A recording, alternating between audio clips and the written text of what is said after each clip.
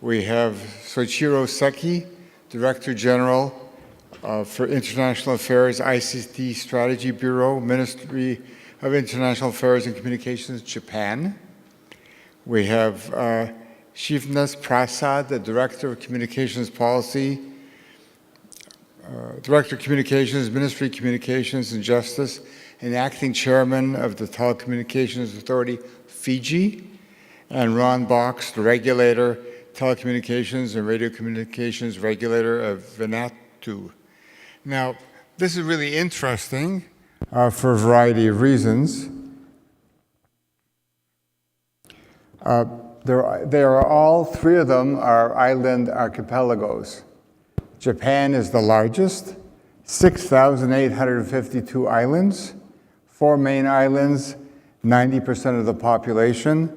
Population of Japan is 126 million. Tokyo alone is 30 million. Fiji is 332 islands, of which 110 are inhabited. The land area is 18,300 square kilometers, and the population is near 900,000. Vanuatu is an island archipelago of 83 smaller islands, which run 1,300 kilometers north to south. 7% of the landmass is available for agriculture, and the population is 220,000. And we have, and Japan is a very developed economy in terms of telecoms and ICT, and is one of the world leaders in adoption of mobile, iMode. We all know how Japan has been a leader in many of the developments that we've been hearing about. One of the big issues for policymakers, and the first question I've asked them to talk about, is every year when we come to conferences like this, we listen to all the developments in technology and all the future forecasts. Policymakers and regulators, of course, have to deliver services. They have to deliver low prices. They have to deliver access. And so the first question I've asked them, and we'll go from the three, from Soichiro to Shivnesh to Ron. The first question is, as you sit here and listen to all these technology forecasts, what runs through your head as a regulator or as a policymaker? Is it panic? Like, what do I do? Or is it relief? Does it make things easier, or does it make things worse? I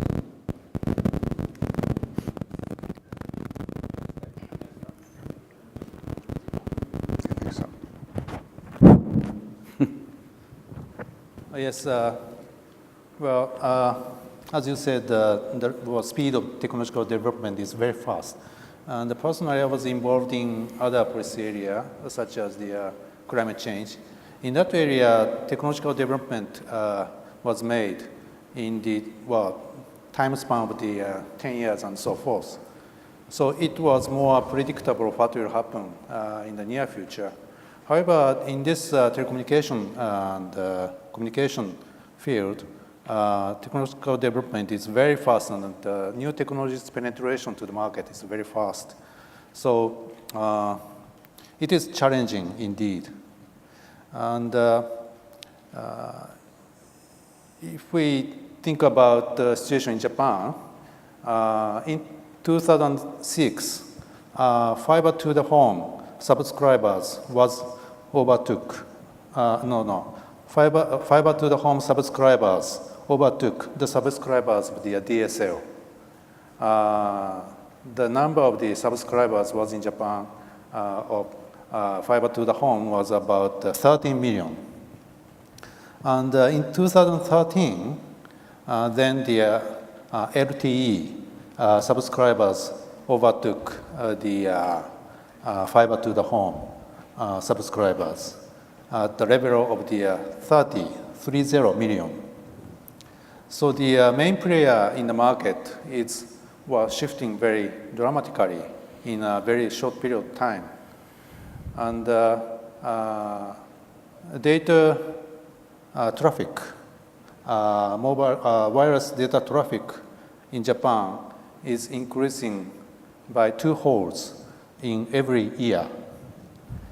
If we recall the Moore's law, which said in the semiconductor chip industry, the level of integration is doubled in 18 months, 18 months. So the data traffic is expanding faster, much faster.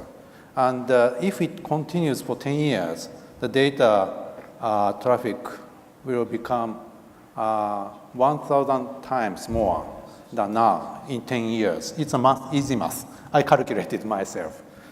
So that's the situation we face. And how I feel is that we need to collaborate with the industries because we cannot predict by ourselves alone. And we need to have a wide scope for new technologies. And we need to be very careful of what's happening in the daily life. And we cannot know by ourselves all. So we need to collaborate with the industry more closely in designing the policies. That's how I feel. So, Shivnesh, you've 30 million households, fiber to the home, population of 900,000 across all the Fijian islands. So how do you look at this technology explosion? Is it helpful or harmful to you doing your job? Well, from the point of view of a policymaker in a small developing state as Fiji, the explosion in technology development really presents to you opportunities as well as challenges. So you're sort of scared by it a bit, but you're also excited at the prospect of the opportunities it brings you along, right? Opportunities in terms of, like the geography of Fiji is such, accessibility had been an issue previously. Through changes in technology and adapting new changes such as 4G, LTE, etc., we are now in a position to put accessibility back on our agenda, increase accessibility to the people through adopting these latest technologies, implementing networks, 4G networks.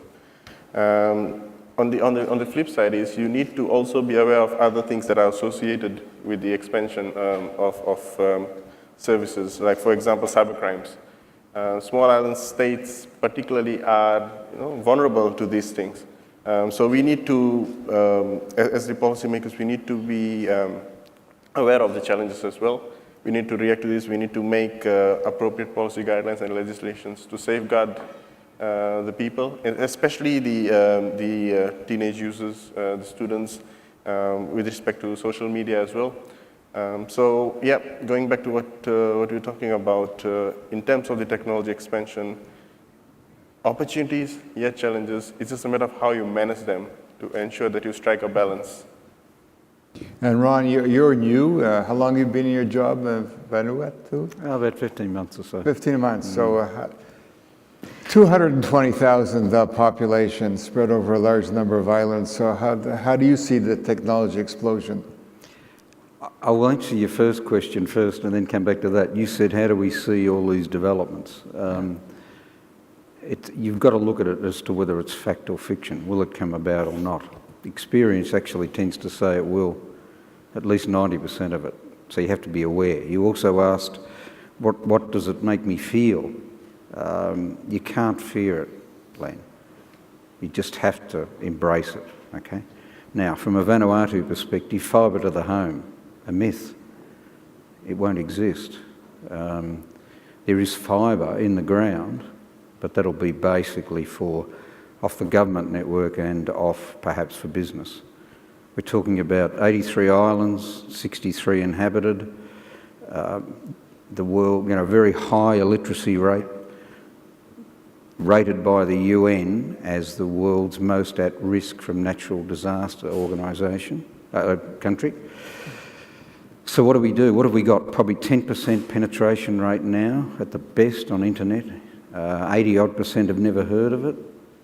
So where do we start? Well, the government set in place 3 excellent policies, a high-arching ICT policy, a universal access policy and a cyber security policy. So we have an ambitious plan and we are the implementer. In 4 years, 98% of the population of I think it's actually now about 264,000 because the last census was 2009. 98% of the population will have, I guess, Facebook speeds. That's a huge challenge, but we're looking forward to that. So and let's talk a little more about access. In Japan, access, is there any percentage of the population that don't have access to, let's say, 3G or LTE? Well, the coverage rate of 3G for the populated area is 100%. And for the LTE, it depends on the companies, but from 90 to 95% or something like that. And Fiji, what's your major access issue? Our major constraint or challenge in terms of ensuring accessibility is the terrain. And Fiji is over 333 islands, and about 110, 111 of them have people living on it. So the geography is such that you need to invest heavily in infrastructure, towers, cables, etc., to ensure that the population is serviced. The problem lies is some of these villages or settlements may have populations as less than 30, 40 people, or only 4 or 5 households. So how much do you rely on your service providers to invest in these particular areas? This is where government's Universal Service Access Scheme comes in very handy. In terms of accessibility, the numbers at the moment state that 95% of the Fiji population have access to 3G networks. Right? The remaining 5% are the ones that are either in the outer island areas or in the interior of the main islands, or small pockets of population around the country. So the challenge really is to ensure accessibility to these areas, and that's the numbers we're looking at is close to about 30 to 40,000 people. And through our Universal Service Access program that we're launching, we actually launched late last year, we aim to be targeting at least 75% of these numbers to be on the grid, so to speak, before the end of this year. And Ron? I think there's a digital divide anyway, as we know. And the digital divide becomes greater with the iPhone versus the 2G, 2.5G phone. What we have is a huge digital divide, and the government's policies is intended to overcome that. We have effectively 20% of the population really they're the haves. 2 cities, the other 80% don't. So as the 20% get the iPhone, it makes that gap greater. It has to be bridged, otherwise it will become impossible. So that 4-year ambitious rollout is to say the haves in the 2 cities will equal what those that don't have at the moment, the unserved and underserved, will have what the haves in the cities already have. Now that I think is fantastic, because if we don't head in that direction, the gap won't ever be achievable. So it's a hard ask. It's mobile, effectively. It's mobile, satellite backhaul, etc. Even though we now have submarine cable arrival last week. Submarine cable backhaul will be vital to that, to achievement. So let me just keep going. So with you, then come back to the others. So in terms of, we've heard a lot at the conference of OTT services. So as your 20% have started using OTT services, what happens to your the abilities to have universal service funds? How are you going to treat in that kind of environment OTT? Is that a special problem for you that you see? I'm lucky enough to be administering what I think is the most exciting universal access policy in the world. And I can say it pretty sincerely. We met with industry last week. They have to deliver. I have to report to the government in 6 weeks' time on how industry will achieve that ambitious plan. And it's every licensee, not those that you would automatically think that would be involved in universal access. And if they don't achieve it, I am forced, with delight, to put a levy up to 4% of net revenue. So the regulator has one enormous stick to achieve it. We are working on collaboration, because I think the stick approach is not what I want to use. Everyone or put in their share to achieve the government's objectives. And I think it's a very interesting policy. It also is not just access as we would think it of access. It's tablets, anything, effectively. So it's more than just service delivery. It's actually end-user service provision, which will include tablets. It can include iPhones, and that's how you bridge the gap. That's how they get access. And Shivnesh, how about you? Universal service funds, how will OTT affect Fiji's ability to maintain access and roll out more access? Okay. When we advertised for our universal service access, it was, we did not define what particular technology the operators need to use in order to ensure these populations. However, we were lucky that what happened middle of last year was that we had our 4G LTE auction. So the 3 operators that are currently in Fiji, all of them secured 4G LTE spectrum. And they fulfilled their quotas at the auction. Mm-hmm. And their licenses that were issued, the management rights that were issued in September last year stated that they need to have 4G network really in place within the first 12 months. And then there's some safeguards built into the license itself, which ensures, you've got targets, population targets, coverage obligations that will be tested over a period of time. And there are also some, not just having obligations, but also incentives. If you exceed this by certain percentages, then there are rewards that are built into the framework, through which a licensee can claim up to 40% of the original amount of money they paid at the auction for that particular spectrum, if they're able to achieve or overachieve the targets. Now, coming back to the universal service access areas, this has huge potential as far as the 700 megahertz networks are concerned. The proposal that we've received from the vendors for contracts on the universal service access scheme is we see that they're proposing a combination of 3G and 4G networks. 4G obviously is cheaper to sort of roll out in the less populated areas, the rural areas. They don't need to invest in infrastructure as much, especially over 700 megahertz networks. So that's a possibility. We are still at the moment on the point of awarding this contract, so analysis on this is still going ahead. We should be doing that in the next couple of weeks. So we are excited by this prospect because by government really offering this spectrum, the LTE spectrum, to these operators just before the universal service access scheme actually came on board, it was actually a plus point because the operators can invest fairly less amount of money as opposed to previous times, and they're able to cover a significant amount of population. That said, there's also an issue in terms of accessibility, as Ron had said. It's not just about getting services into these areas, but the devices as well. Now, government also has a supplementary project, which is the Government Community Telecenter project, through which we are opening centers that operate as telecenters for the use of the general population in certain vicinities. At the moment, we have about 20 of these sites across the 2 main islands, as well as in the islands, 2 smaller islands of the main islands. So at the moment, the number of people that are already using the services has gone over 47,000 in the last 18 months. So we're sort of addressing the issue of accessibility both on the fronts of service accessibility as well as access to devices. And Soichiro, what are Japan's policies on OTT?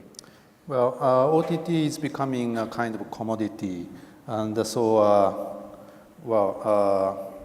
the competition in the market will enhance the quality and the quantity of OTT, we hope. And we have friends from Pacific, so could I touch upon the situation in the Sure. Southeast Asian countries? Yes, and in Japan, we have already the universal access service on the fixed line telephone, and then mobile phone came in. But of course, in other Southeast Asian countries and South Asian countries, that is not the case. So they face a very difficult challenge, and they have densely populated cities. At the same time, they have a remote area, they have remote islands, and they have areas which does not have electricity service. So many countries have the broadband service target, and they have a universal service fund, which is going to be allocated to help the broadband penetration in the country. The point is, the technological solution or technological option is not simple. The technology which is going to be deployed in the densely populated city cannot be applied to an area which does not have electricity supply. So they have to pursue their very different paths in parallel at the same time. That is their challenge. So maybe OTT will become a commodity for the big cities, but for the remote area or island people, maybe telecenters will be a first entrance for them to get acquainted with the internet service. Let me turn to the audience. Are there questions you have for this panel?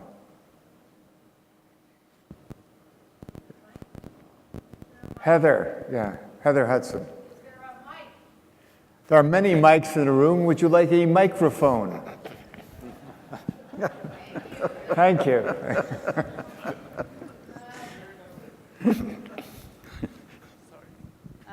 Thank you. This question is for the representatives from Vanuatu and Fiji. I heard Fiji, you just mentioned telecenters.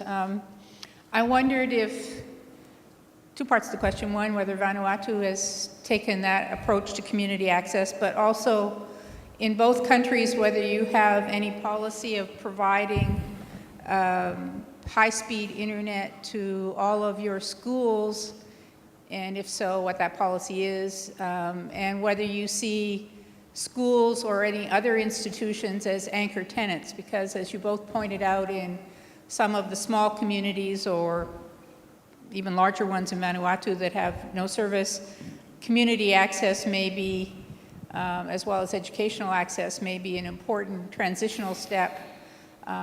We also know, I've worked in Alaska getting broadband into villages, and you were mentioning smartphones, and we wondered how did people do some of the things they said they were doing with their smartphones. And they said, well, we come to the schools have Wi-Fi, and we can use our phones in Wi-Fi mode. So in a sense, a school with Wi-Fi can serve multiple functions. Anyway, the question is both telecenters or community access generally and schools in particular as anchor tenants as well as an educational service. Thank you. I'll let Shiv go first on telecenters because I'm actually not a telecenter fan, but I'll define that in a moment. But that's Fiji's focus. With respect to our policies, coming back to what you said about, is there any specific targets for schools, number of schools to be on the broadband grid by a particular time? The government's policy on broadband actually states that all secondary schools and at least 85% of the primary schools to have broadband services by 2016, 85% of them to be on the grid. So we're working on that. Now, this is something that it's not just the government is pushing forward, but also we've got good support from the operators in the sector as well. And there are there are numerous programs where a certain operator is sponsoring a number of schools to come into, and they provide free access to ISP services for these schools. And where the operators are not moving, the government is actually moving into these areas as well, and we are doing the same. With respect to the use of schools as the community sort of hub for the provision of these services. There are some schools where we have provided Wi-Fi services, but the issue is where we have telecenters, the issue is not with service itself, but with access to tablets or access to PCs. So the population still prefers to come in and use this, the lab that we've set up, because they don't have their own devices to access the services with. So at the moment, how we're probably addressing that is the government has reduced the duty, zero-rated duty on devices like smartphones, etc., to allow people to access these things at a cheaper price. So we're hoping that that also creates or improves the uptake of devices at community level. Yeah, I think you hit the answer in many ways. What I'm against with telecentres is the sustainability of them. There's no point in having them, establishing and then walking away. So we did a pilot trial. It took 2 years to get one telecentre sustainable in Vanuatu. 1 year of Universal Access Fund money, a lot of my time, my staff time in the final year with a smaller amount of funding. Once the telecentre is sustainable, there's a chance of achievement, and I agree with you about Wi-Fi. That's one of the big tricks for sure. The reason I think the policy is so exciting in Vanuatu is that there's a commitment from all sides. So that the government has set it in train. The government has an office of the Chief Information Officer that I normally work with in direct reporting to the Prime Minister. They have formed a memorandum of understanding with education. And the driver of that was the pilot trial in Rensari, as we call it, the telecentre. So that the weaknesses were you don't build it and take it there and hope it works. The positive out of it was that when you get it sustainable, that's good. How do you do that? Well, the lesson was if you reach the community through education, it'll work. So this was an all-level school and a live-in school as well. So I completely agree with you. The only way is to use the education resources to get there. The trial or the modus operandi that I was mentioning before about the operators having to deliver to 98% is part of a whole range of things. We have another telecentre trial. We have access to fund money, which I administer. That will be this exciting 15 schools fully fitted out. We'll see how that goes, etc. Provision of tablets in other areas, establishment of internet cafes, etc. And we expect some to fail. So we hold in reserve from our fund about 60%. We trial, we see what works, we evaluate, we move on. I think universal access in itself is such a challenge that you've got to expect failure. You learn from it, you limit your failure in terms of cost, but you gain from the growth to then apply it further. So Shivnesh and Ron, Soichiro started off by talking about working with industry. So how do you work with industry? For example, with multiple operators, do you allow sharing of infrastructure? What are kind of the innovative policies that you could use in small population and these multiple island regimes? The universal access policy will force it. They say now that they're interested in co-sharing, co-location. They haven't been. Before I arrived, they all built their own towers. So how many operators are there? Well, in mobile, for example? There are two mobile operators and four key internet service providers, two of which are the mobile operators. But there's another one that's providing service out to the rural. So 3. So what I think you find is that how do you get them? A regulator has many tricks, but if they don't negotiate, and they have to come up with a collective answer. So we're forcing industry to work from that point of view. The government's put its policy in place. We had the fight last week. The answer is go away and think about it. You come back to me with a collective. Not easy, nothing's easy in life, but this way is for the achievement of the population of Vanuatu, and they have a chance to grow in that, grow their business. It could be a win-win. It'll be difficult, of course it is, and it's ambitious, but if you don't set ambitious sights, you don't get there. And Shivnesh, how many mobile operators are there in Fiji? We have basically 3. In fact, 2. One of them is an MVNO that rides along with the other, so yeah, 2. And in terms of infrastructure sharing, do you enforce it or do you allow it? Or? At the moment, government has drafted an infrastructure sharing co-location regulations. That is, how can I say, it's in a draft stage, and we are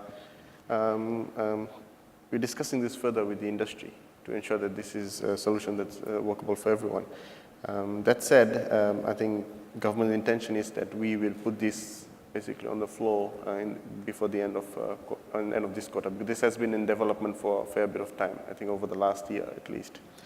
With respect to sharing of infrastructure, government has always been encouraging it where possible, but the issue is that normally with rival operators, they don't like to share each other's infrastructure. But then you've got sharing of infrastructure in a way between, let's say, broadcasters or smaller players in the telco market that are sharing this infrastructure with one of the providers in the area. What we are working on are the type of infrastructure sharing regulations we're working on. Obviously, we want to minimize the duplication of resources, and eventually, we want to come to a point where there's a single set of infrastructure along the country, and that just is not related just only to telcos, but also to the broadcasting sector. And that makes things easier because there are a lot of sites are in areas where things like road access is an issue, electricity is an issue. Some of these sites may be powered by solar mechanisms. So if you have a disaster, some of these areas have generators, diesel generators. So if you have any disasters like hurricanes or road access gets blocked, then and the refueling is not done on time, then there's always an issue with this. So by having really a single set of infrastructure on which all of these operators are riding on, government is then able to provide basic access of roads and electricity to these areas. So we're hoping that eventuates once we put out the legislation this year. Any other questions from the audience for the panel? May I touch upon the facility collocation? Yes, in Japan, there are big 3 mobile operators, and on the other hand, we have many virtual network operators. And virtual network operators are having now about 10 million subscribers in Japan, and they are now having a very big impact to the market through offering new kind of services to the consumers. And we keep our eyes on the against market power abuse on those cases. But if we collocation and infrastructure sharing in general will help to lower the threshold to the market entrance. So in that sense, that could be helpful. But if we are to ensure the competition in the market, I would like to draw your attention to the importance of the information dissemination, because consumers and the government needs to know the correct up-to-date situation of the competition in the market. So we have a mandatory reporting system on the subscriptions numbers. And also we have a mandatory public announcement on the terms and conditions and the prices. So that will help us and the consumers to have a better understanding on the quality and the prices of the services and the actual situation of the competition. So that kind of mixture of policies will help the competitive market. Well, thank you all. I would want to thank this panel on behalf of the audience. I think you'll agree that even with the sweeping technology changes, when you hear these 3 individuals, you realize that regulation and policy making are in good hands. So thank you all. Thank you.